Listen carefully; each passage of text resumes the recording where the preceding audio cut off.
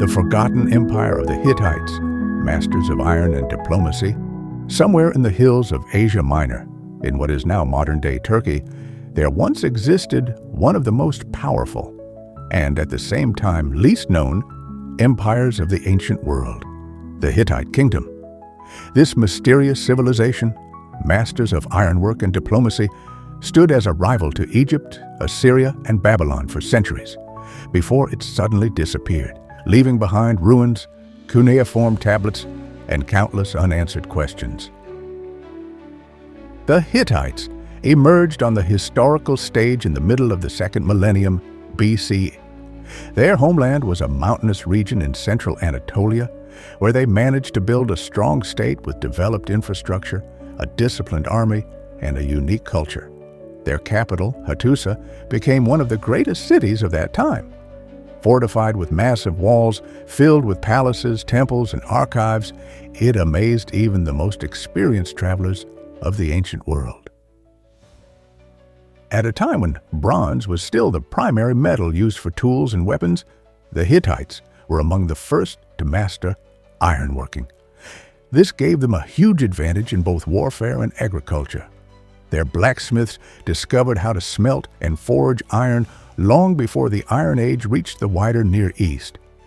The Hittites became pioneers of a technological shift that would change history, the Iron Revolution. But it wasn't only their weaponry that made the Hittites great.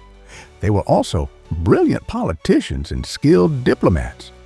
One of the most remarkable episodes in their history was their clash with mighty Egypt.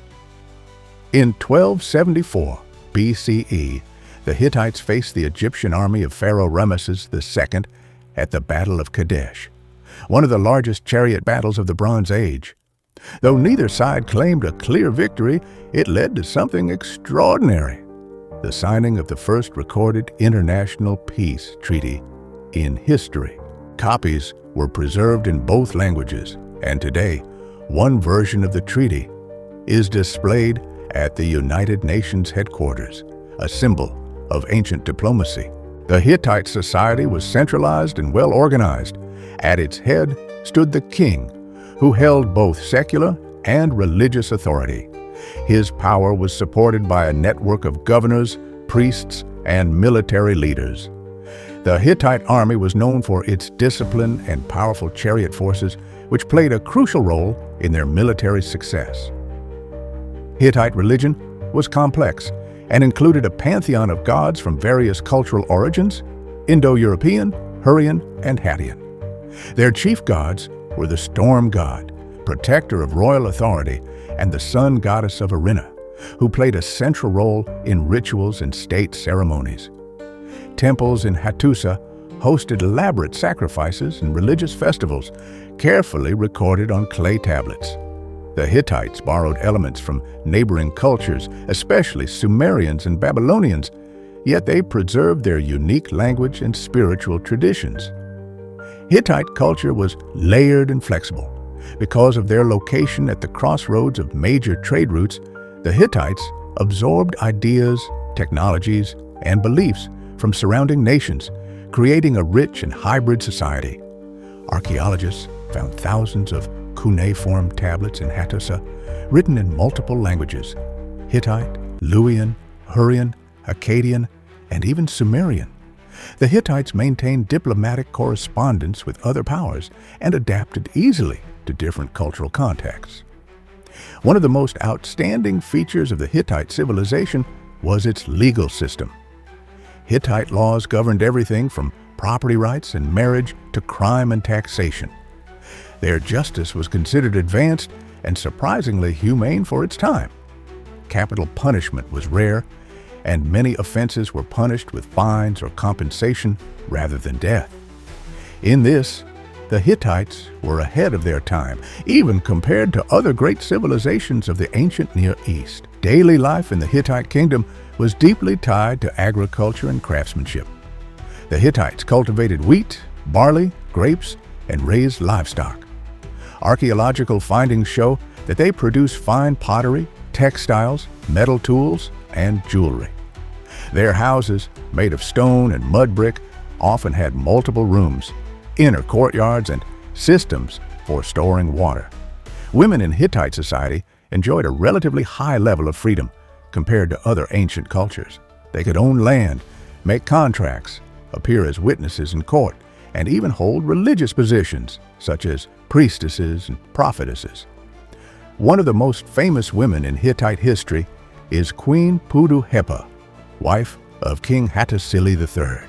She conducted diplomatic correspondence with Egypt, negotiated on behalf of the empire, and her name and seal appear on international treaties. The Hittites also left behind a rich literary and mythological heritage.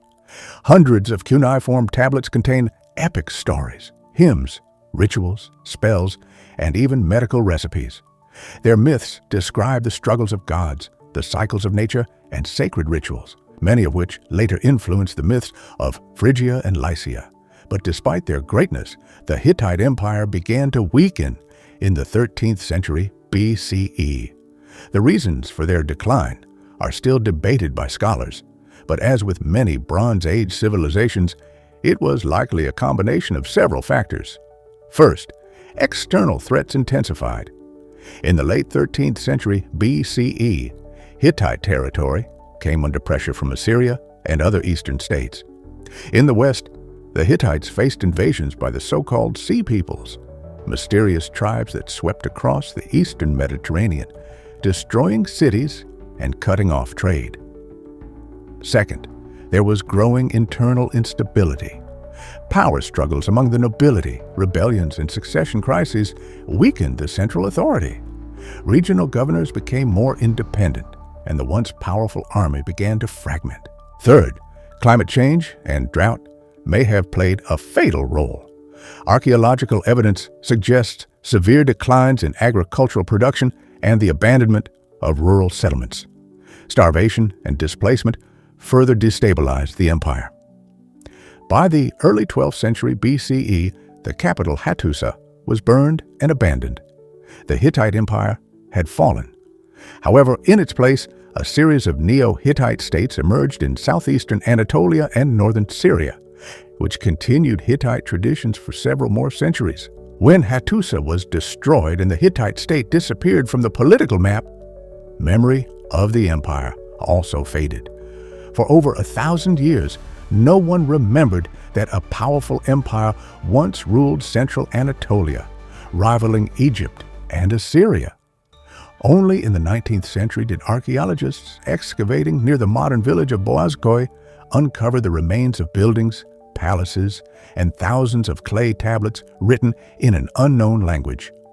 It was later confirmed this was the ancient capital of Hattusa, and the tablets preserved the written legacy of the Hittites. The deciphering of the Hittite language became one of the great scholarly breakthroughs of the 20th century. Researchers discovered that Hittite belonged to the Indo-European language family, the same as Latin, Greek, and Sanskrit. This meant the Hittites were among the earliest known Indo-European peoples. Their script, based on Akkadian cuneiform, became the key to recovering the history of an entire civilization. Today, the ruins of Hattusa are a UNESCO World Heritage Site. In its stone gates, temple foundations, and colossal walls, we can still feel the power and grandeur of a lost empire. Thousands of artifacts, bronze figurines, jewelry, weapons, tablets, are now preserved in museums in Ankara, Istanbul, and Berlin. The Hittites' contributions to history are enormous. They were the first to mass produce and utilize iron tools and weapons, create international peace treaties, develop a humane legal system, govern a multilingual, multicultural empire. Their achievements laid the groundwork for later empires like Persia, Greece, and Rome. Their fall became part of the wider Bronze Age collapse, a mysterious event that wiped out nearly all major Eastern Mediterranean powers. So, why did the Hittites vanish? There is no single answer. Was it climate disaster, invasion, internal collapse, or all at once? The truth remains hidden in the ruins and forgotten scrolls, but that's what makes their story so captivating. The Hittites were brilliant, powerful, and forward-thinking. And yet, they disappeared almost without a trace, leaving only stones, symbols, and questions behind. Today, they are slowly being rediscovered. Through excavation, research, and storytelling, the Hittites are returning to history. Their story reminds us that every great civilization, no matter how advanced, must face its trials. And survival depends not only on power, but on adaptation.